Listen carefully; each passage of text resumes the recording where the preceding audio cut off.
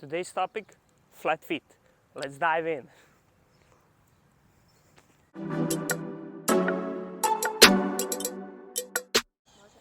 What's up guys, it's Philip here. Today, as you saw from the intro, we are talking about flat feet. And in my last video I was mentioning Florida weather. It's raining, hopefully we won't get wet. So, when we are talking about flat feet, basically the causes of your flat feet are probably genetics. And there's nothing you can do about your genetics, but what you can do is to keep that issue that you are having under control. And that's what I want you to do. So how does flat feet affect your health, and how does flat feet affect your performance? Well, real simple. If your body is a structure, it needs a strong and firm foundation. And the foundation of your body are your feet. And if your foundation is not good, strong and firm, the structure is not going to be stable. What happens? Well, basically, if you have fallen arches, so basically the muscles that should support your arch in your foot, if those muscles are weak, you're going to have fallen arches. Your foot is going to be rotated inwards, and what's going to happen? Your femur will rotate inwards and it will put stress on your lower back, causing you to have lower back problems. Also, you can have plantar fasciitis problem as well because of the flat feet. What happens with our body when we have deformities? Our body loves to compensate, that's correct. And that compensation can lead to pain. And what you want to do is you want to keep that compensation under control. And I'm going to show you a couple of things that you can do. And yeah, I'm going to show you a couple of exercises that you can do as well. But the thing is, these are not the only exercises you can do. I just find them most useful. And trust me, I had a female client once, and it took me a while to figure out, but she actually had a left flat foot.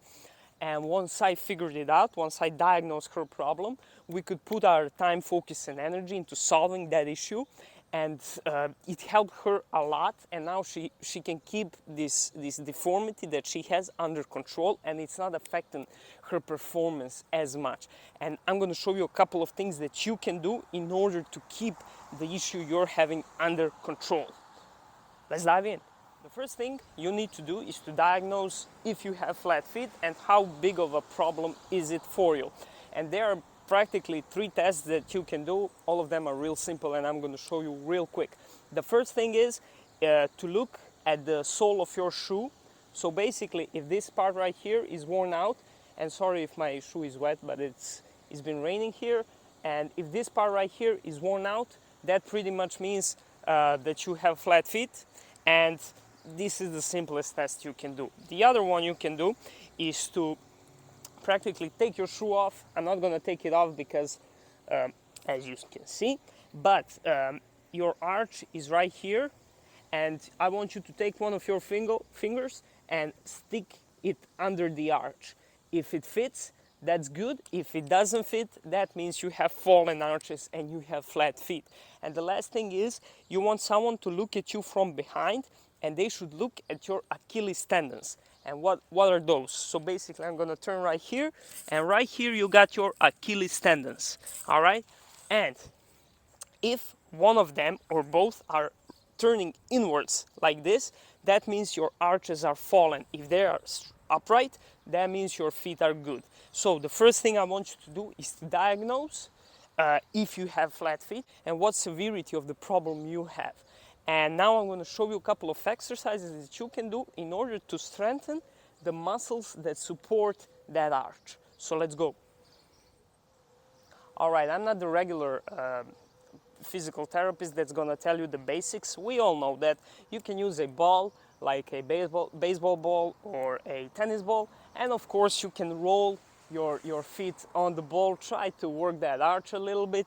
And I'm not going to tell you to walk on the sand barefoot. We all know that you should do that if you're having this problem, but I'm going to show you a couple of more advanced exercises that you can do to fix the issue you're having. Obviously, I'm shooting this video outside, but you can do these exercises inside as well. So this exercise is like the simplest one that you can do, and you can do this exercise religiously. So when you are waiting in the line, in the bank, in the grocery store, or when you are at work, if you are standing, you need to do this one. And it's the simplest one. It can be done barefooted, it can be done wearing shoes, it really doesn't matter.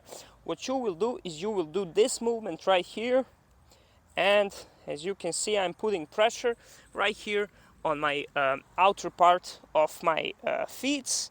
And as you can see, this movement right here, you can even add up a little calf raise. So go to the side and up a bit, and then to the side and up a bit. This exercises works the muscles that support your arch, and that's exactly what you want to do with every exercise. You want that arch to go up, and this is like the basic, the simplest one that you can do. And as I told you, do this every day as much as you can. The next exercise I'm going to show you is going to be a rotation, a upper body rotation while standing on one foot. Let's say I'm working my right leg first. I am bending the knee a little bit, and I'm standing next to something firm and steady. Can be whatever you want. I'm using it for balance, and I am rotating to the side, and as I'm rotating, I am lifting up my arch as high as I can. So it will look something like this, and this exercise is more dynamic, so I want you to rotate and go back, rotate and go back. And as you can see, right here I am lifting my arch upright, and I'm doing this one dynamically. Now you can take it a step further. If you have a resistance band or anything similar to that, you can wrap it around something steady and firm and use this resistance band for balance and for obviously more resistance. So I'm gonna get it a little bit lower right here. I'm gonna stand on one foot and I'm gonna rotate and go back, rotate and go back, rotate and go back. It takes a little bit more balance to do this one, and obviously you can do overload progressions with this type of equipment. And the last exercise will be done unilaterally, which means we will work one leg at a time, which makes the exercise a bit more harder and more challenging to do. And you're gonna need a ledge of some sort. If you are at home, you can roll up your towels, for example, like roll up a big towel and you can get the ledge. So you don't need to be outside to perform this. And basically you wanna, let's say I'm working my right leg. I wanna do a single calf raises like this. But there's a little thing I like to add here, and I like to add a little twist at the top. So basically you go up and twist inside. So go down, up and twist inside. As you can see, this twisting inside part of the movement is very small.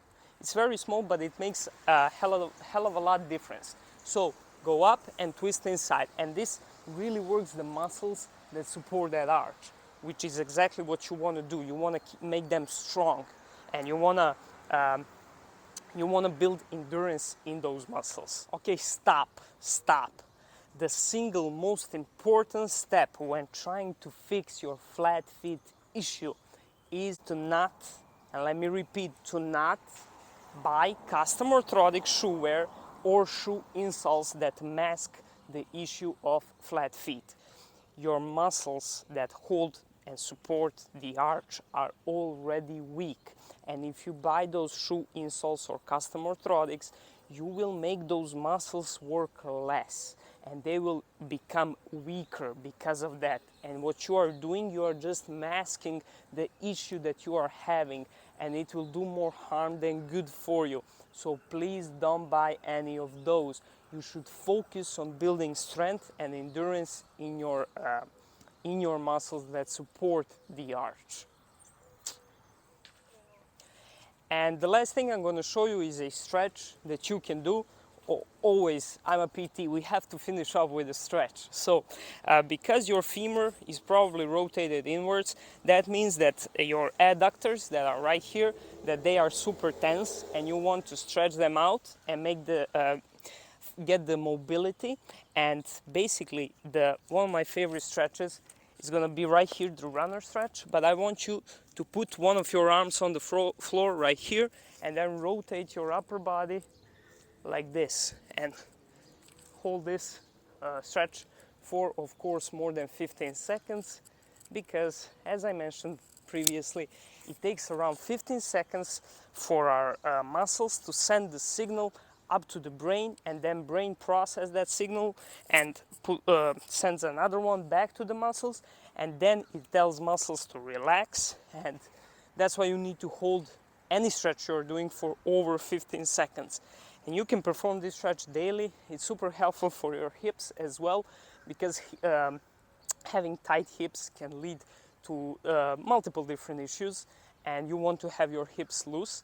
And this is a great stretch that you can do daily. Guys, to quickly recap, you don't want to mask the issue that you are having. You want to work towards fixing the problem. And these are the things that you can do. And hopefully I left you better than I found you. Once again, my name is Philip.